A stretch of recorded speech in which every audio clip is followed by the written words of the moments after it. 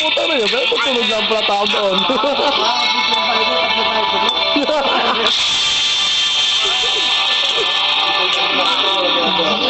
Puta lagi siya. Puta na yun. Tulog din pala si Vince. Kailangan